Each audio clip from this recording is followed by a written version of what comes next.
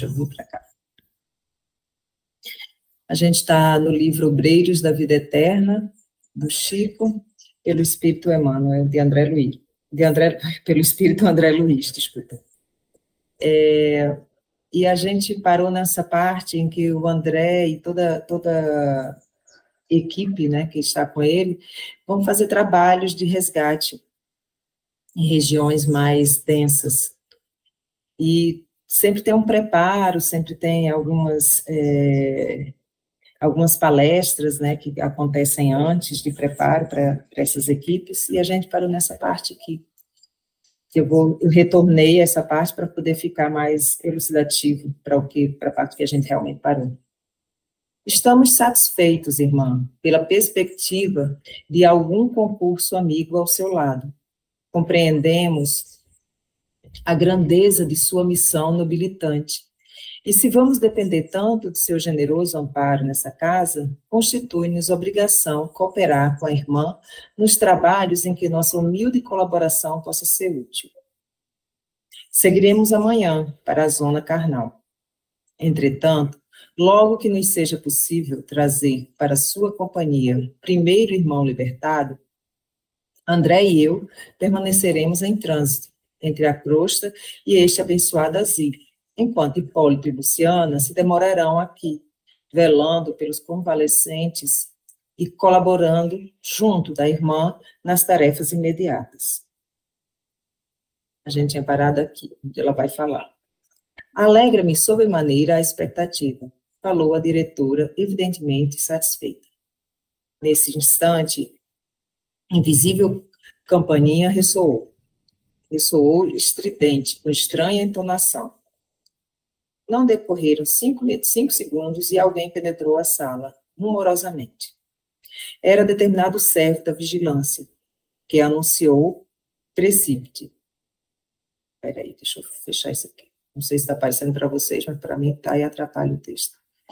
Irmã Zenóbia, aproximam-se entidades cruéis. As agulhas de aviso indicou a direção norte. Devem estar a 3 quilômetros aproximadamente. A orientadora empalideceu ligeiramente, mas não traiu a emoção com qualquer gesto que denunciasse fraqueza. Acendam as luzes exteriores, ordenou, todas as luzes. E liguem as forças de defesa elétrica, reforçando a zona de repulsão para o norte. Os invasores desviar-se-ão. Retirou-se apressadamente o emissário, enquanto pesado silêncio abatia-se sobre nós. Luciana fizera-se lívida. Jerônimo e Zenóbia demonstravam, através do olhar, asfixiante preocupação. Registrar-se-iam fatos que eu ignorava? Será que espíritos reconhecidamente maus também organizam expedições semelhantes a que realizávamos para o bem? Que espécie de entidades seriam aquelas para infundirem tamanha preocupação nos dirigentes esclarecidos e virtuosos de nossos trabalhos, e tão grande terror nos subordinados daquela casa de amor cristão? Impressionara-me a expressão facial de dor e incerteza do servidor que trouxera a notícia. Seriam tantos os malfeitores às sombras para justificar semelhante pavor? Senti o raciocínio extremamente reduzido para comportar a imensidade das interrogações que me afloravam à mente. Através de minúscula abertura, notei que enormes holofotes se acendiam de súbito no exterior, como as luzes de grande navio assaltado por nevoeiro denso em zona perigosa. Ruídos característicos faziam-se sentir à nossa audição, informando-nos que aparelhos elétricos haviam sido postos em funcionamento. É lamentável, exclamou Zenóbia, com a manifesta intenção de restaurar-nos a tranquilidade, que tantas inteligências humanas, desviadas do bem e votadas ao crime, se consagrem aqui ao prosseguimento de atividades ruinosas e destruidoras. Tânia, Pode falar. É interessante, né, se a gente parar para ouvir toda essa descrição dele, que isso ele fala acontecendo no mundo do lado de lá. E eles estão numa instituição, mas traz isso para o nosso momento, para a nossa terra aqui, para o nosso pé no chão. E a gente entende como que isso aqui é reflexo do lado de lá. Se esse planeta que a gente vive é um planeta que ainda está se desenvolvendo, e pelo que a gente tem acesso de leitura, de informação, a maioria das espíritos que estão aqui são ainda iniciantes, aprendizados, é normal que seja assim. E os questionamentos que ele faz em relação ao mundo são exatamente os questionamentos que a gente mesmo e muitas pessoas que a gente conhece fazem no mundo atual. Pô, será que tem tanta gente má assim? Será que, eles são capazes de derrubar qualquer coisa? Ontem eu estava vendo fugiu o nome dele, aquele padre paulista, que faz um trabalho de caridade excepcional. Sim. O nome dele. Júlio Lancelotti. O Lancelotti. Ele lá, no meio de um programa que era da prefeitura para distribuir água, distribuir alimento para moradores em condições de rua. Só que cheio de regras, cheio de normas que só prejudicavam os necessitados. Ele estava ali justamente colocando a coisa da aparência e a real necessidade do serviço a ser feito. E é isso. E essas preocupações, esses questionamentos do André só reforçam a coisa de que isso aqui é uma mera cópia mal feita do lado de lá. Então, o que a gente vê, o que a gente sente, o que a gente passa aqui, é a mesma coisa que a gente passa do lado de lá, na mesma área vibracional. Porque o orbe terrestre em torno da Terra vibra da mesma forma, com a mesma sintonia, com a mesma faixa vibracional.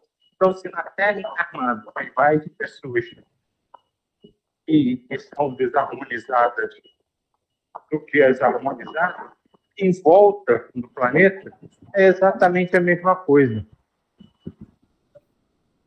Fala, Djair.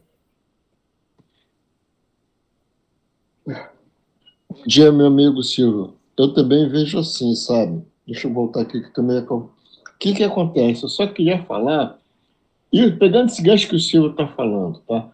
Isso aí a gente vê no nosso dia a dia, pessoal. É uma coisa...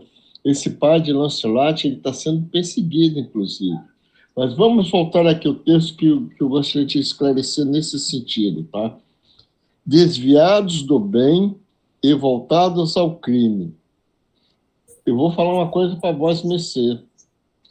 Essas pessoas, eles não se sentem desviados do bem, eles se sentem o bem. Eles não se sentem fazendo crime, eles se sentem fazendo justiça. Então, isso que é muito complexo a coisa. Compreender que ser compreendido, amar que ser amado, mas eles compreendem da forma deles e eles amam da forma deles, não da forma do Cristo. Então, a gente vê essas pessoas, às vezes, perseguindo o padre Lancelotti, que está distribuindo, fazendo aquela caridade. Para eles destruir o padre Lancelotti, eles estão fazendo bem, porque o padre Lancelotti está fazendo com que as pessoas sejam preguiçosas, vagabundas, sabe? São bandidos, deviam ser presos, sabe? Um monte de troço que você queira falar aí envolve, né, naquelas pessoas que estão ali naquelas praças públicas e ele está fazendo caridade. Agora, outra coisa que eu não sei se vocês conhecem São Paulo, isso aqui é uma particularidade, tá? Antigamente, quando eu trabalhava, eu ia muito a São Paulo, mas era bate e volta, ficava lá, trabalho e tal. Aí, uma vez eu tirei férias, eu falei assim, Jair, vamos conhecer São Paulo. Aí fui conhecer São Paulo. Aí fiquei lá uma semana andando e notei uma coisa interessante. Aqui no Rio de Janeiro, você vê indigente, principalmente na Zona Sul, em tudo que é lugar, tá? Na rua. Em São Paulo, eles não ficam na rua, pelo menos no período que eu estava. Eles ficam todos em praças públicas. Aí você vê o nível de segregação que há. É um nível de segregação explícito. Como curto fotografia, eu ia para as praças para tirar foto da praça. Quando eu chegava lá, era só indigente, só indigente, aquele monte de indigente. E aí você saia da praça, tudo esterilizado, tudo limpinho, sabe? Sem problema social, sem nada. É isso. Tá? É como a pessoa vê. E aí que eu caio naquela coisa que a gente conversou ontem, da amiga da minha mãe, da cabeleireira, que cai nas armadilhas da vida, pessoal. Eu agradeço, como voltou a falar, eu agradeço muito esse grupo, por exemplo, o Silvio, todos vocês aí, porque a conversa que eu consigo ter aqui, eu não consigo ter no meu grupo espírita, que são pessoal todo assim, sabe? Não pode falar de reumatismo. Por que reumatismo não pode ser falado? Sabe? Porque certos livros não podem ser lidos. Deu para você? Até no nosso meio tem isso. E se dizem representantes do bem. Né? É só isso, um beijão. É isso mesmo. Essa parte de São Paulo que você falou continua desse mesmo jeito, assim. Você vê muito embaixo de viadutos, mas como a gente vê aqui embaixo, não sei bem assim no centro mesmo, nessas áreas mais de comércio, mas na área que eu fiquei no ano passado, eu fiquei num hotel e era muito perto do evento, do congresso que eu ia, mas todo mundo falava assim, não dá para ir a pé, vai ter que ir de Uber, porque o pessoal do hotel, né? Porque tem cracudo, era exatamente essa a palavra, tem cracudo próximo do centro de eventos. E aí você fica com medo, né, mesmo sabendo que pode não ser bem essa a realidade, ser pessoas em situação de rua, que estão ali à mercê de qualquer coisa, mas eles não ficam realmente em determinadas áreas, ficam, como o Jair falou, estéreo, né? E muito dessa coisa que Didi estava falando, de ser cópia, né? E aqui ser uma cópia de lá. Eu não gosto de falar mal feita, porque às vezes fica parecendo, dá um tom mais desagradável, né? Mas essa cópia da proximidade, né? Dessas áreas que estão mais próximas daqui da Terra. Eu acredito que seja uma cópia mais próxima, né, do que a gente entende. E do que está mais alto, a gente não tem ainda um alcance completo do que seja, né, essa parte mais divina, que eu acredito que seja maravilhoso. E que um dia a gente vai aprender, né? Um dia a gente vai aprender e vai copiar para cá também. Pode falar, Diva. Não, é que às vezes eu acho assim, talvez não seja cópia, seja a mesma coisa. Encarnados e desencarnados, né? Tudo igual. Não tem como... o espírito é uma coisa só, a diferença é só que a gente está encarnado. E como é tudo muito próximo, a crosta terrestre que ele está falando, e tudo é tudo igual, só muda a situação, encarnado, desencarnado. A dimensão. Só muda a dimensão, é tudo igual. E o que me chama a atenção é quando o Jair fala também dessa questão, né, dos caminhos, e que às vezes a gente mesmo que se diz acreditar ou qualquer coisa desse, e aí às vezes nós mesmos nos desviamos através dessas nossas certezas, vamos dizer assim, eu tenho certeza disso, e de repente, quando ele fala desses seres entre aspas, cruéis, que estão chegando perto, né, do local onde o André está, e eu me pergunto, e o DJ fala, eles não se veem como cruéis, eles não se veem como maus, eles se veem como fazendo justiça, eles se veem como necessários ali para... E a gente assiste aqui também, né? É a mesma coisa. Quando o Silvio comentou aí, eu falando assim, e eu não entrando nessas histórias de quem está certo, quem está errado, mas quando vai aquele grupo de pessoas levar comida para um grupo e são, né? Há uma interferência ali, retiram aquelas pessoas que vão levar comida e começa essa coisa toda, somos nós, encarnados e desencarnados, no mesmo processo ainda, né? E uns achando que estão certo, outros, todo mundo se achando certo. No final está todo mundo se achando certo e eu fico assustada às vezes. Será que como, né? Aquilo de orar e vigiar, muito sério, orar e vigiar, essa atenção e tentar não ser influenciado, né? Tentar realmente fechar com Deus, assim, no sentido do amor, em primeiro lugar, é o amor, Jesus faria, então tudo bem. Fora isso, não tem muita local para a gente correr, porque a gente pode escorregar e cair para o lado errado. Eu vejo assim, né? Diz aí. Poxa, Diva, é isso aí. É isso que todo como você falou.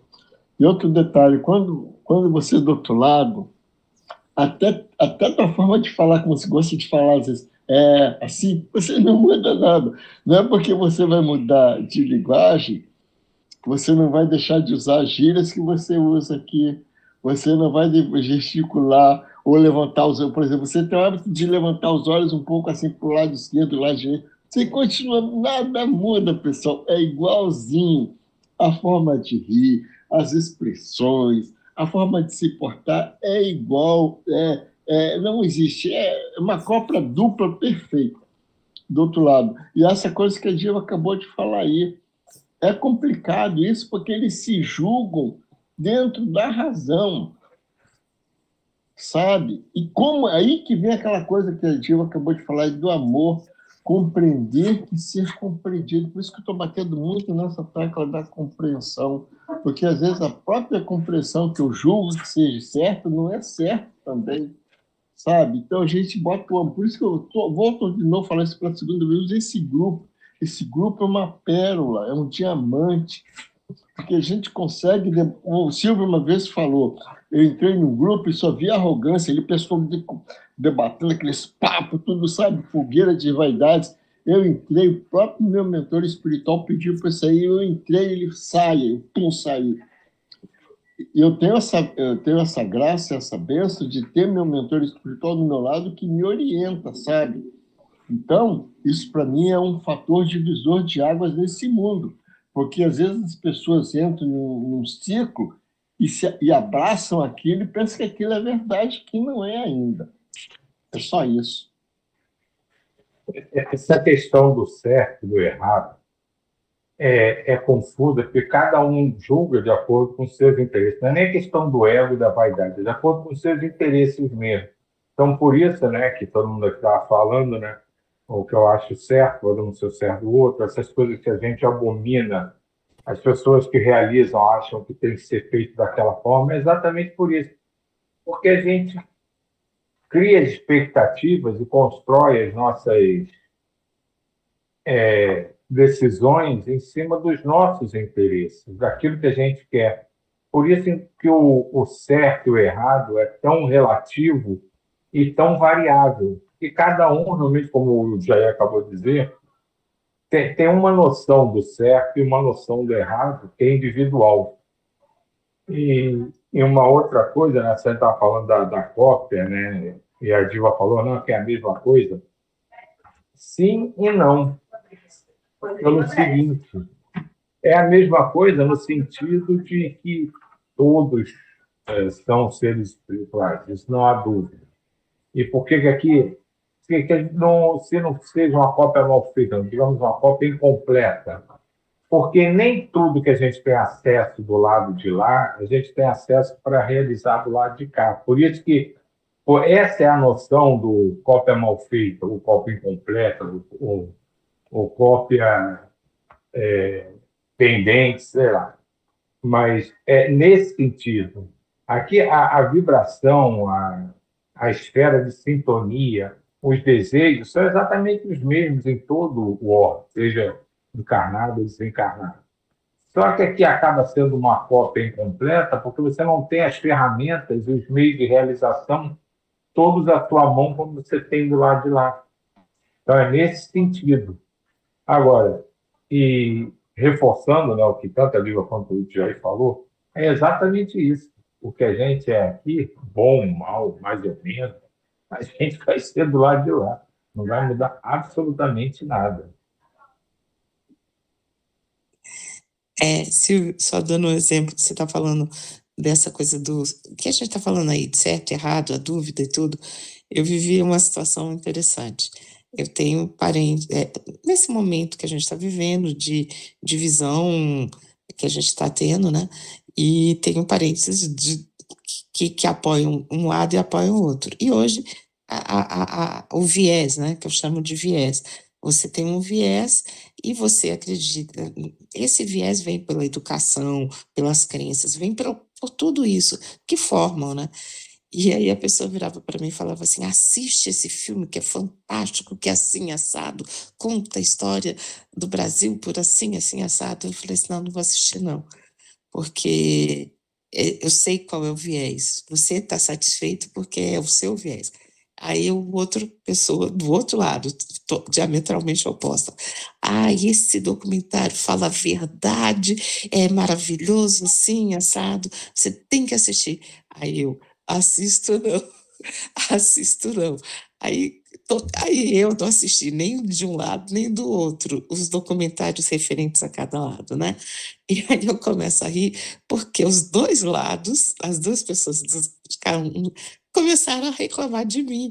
Você é uma radical, porque mas eu conheço vocês, você pensa desse jeito. E o filme vai ser conforme você acredita.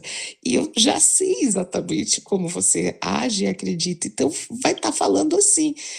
Aí o outro, mas você acredita assado e vai falar do jeitinho que você quer. Então, eu não preciso assistir, eu já sei exatamente, mais ou menos. Você nem assistiu, eu falei, quando você assistiu o filme do outro e o outro assistiu o seu, aí eu assisto os dois. Enquanto vocês não assistirem um de cada lado, eu não assisto nenhum dos dois. Ainda fiquei de mal, viu, gente? A ruim fui eu, porque eu tô no meio. E eu virei e falei assim, é tão interessante isso, sabe? Quando você vê essas posições muito contrárias e cada um dizendo que é a sua verdade e que é a sua verdade e coloca e não consegue ver diferente. Por isso que eu entendo que o Jair falou, as pessoas não conseguem ver diferente. E quando você vira e faz a proposta, cada um assiste o filme do outro, aí eu topo assistir junto. Não aceitei, não. É bem isso. Deixa eu voltar aqui para o texto. Nenhum de nós ousou dizer qualquer palavra. A diretora, porém, esforçando-se por sorrir, continuou. A tragédia bíblica da queda dos anjos luminosos em abismos de trevas repete-se todos os dias, sem que percebamos em sentido direto. Quantos gênios da filosofia e da ciência dedicados à opressão e à tirania? Quantas almas de profundo valor intelectual se precipitam no despenhadeiro das forças cegas e fatais? Lançados ao precipício pelo desvio voluntário, esses infelizes raramente se penitenciam e tentam recuo benéfico. Na maioria das vezes, na maioria das vezes, dentro da terrível insatisfação do egoísmo e da vaidade, insurgem-se contra o próprio Criador, aviltando-se na guerra prolongada às suas divinas obras, agrupando-se em sombrias e devastadoras legiões, operando movimentos perturbadores que desafiam a mais astuta imaginação humana e confirmam as velhas descrições mitológicas do inferno. Observe, pode falar. Pode falar, quem levantou a mão. Já que deu aí, já está quase no final, eu queria bater uma tecla que às vezes o Silvio também bate, sabe? De certas coisas que eu não consigo entrar na minha cabeça. Aqui tem duas palavras, tá? Eu vou ler um pedaço da frase. A tragédia bíblica de queda dos anjos luminosos. Anjos luminosos, eu vou falar para vocês, anjos luminosos não caem. Anjo é anjo. E ainda dizer que anjo luminoso quer dar um upgrade para o anjo.